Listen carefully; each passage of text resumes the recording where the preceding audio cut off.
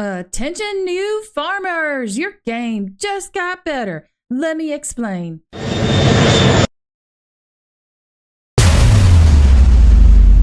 You may have seen this in your inbox, but what exactly is game economy? Stay tuned to the end to find out how you can get free diamonds and make lots of coins in your daily gameplay.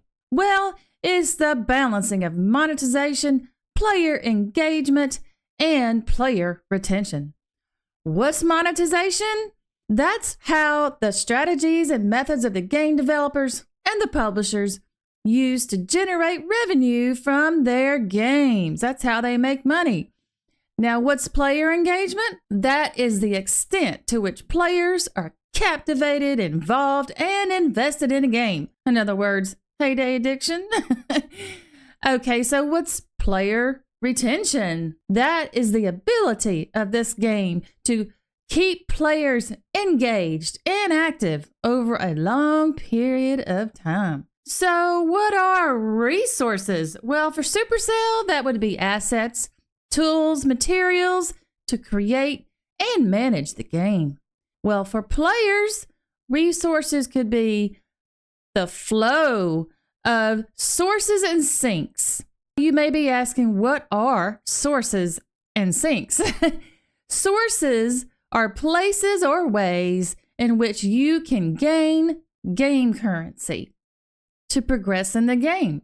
Some examples of those would be like items that you need for game progression, animal products, building materials, crops or coins, even diamonds. And what are sinks? Well, that's the way you're using those sources up. What would be in Heyday some good examples of sinks?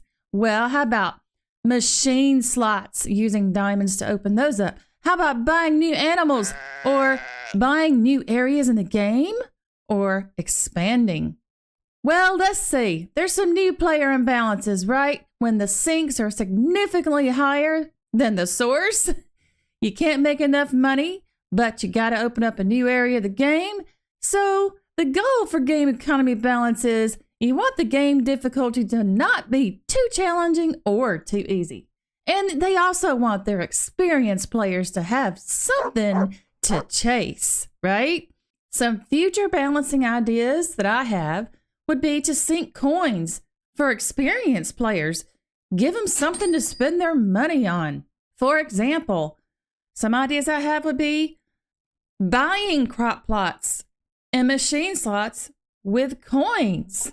Another one would be, an example would be of how this has been going in the game is why machines are getting higher cost and higher levels historically, because they were trying to give the experienced players some balancing in sync. Previous imbalances for lower levels, though, would be in the level 70s and 80s when machines were just too close together to buy. And that's why I think they have paused the sinks on machines and crops. Every day in the game, go mining, open red chests, and check your daily reward for your chance at free diamonds.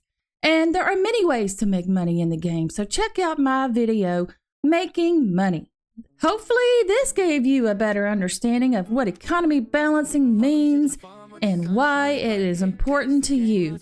It looks like they will be doing this monthly according to the inbox.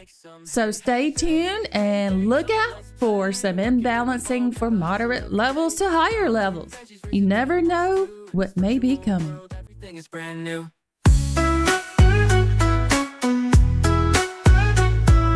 Tractors rolling, crops growing tall.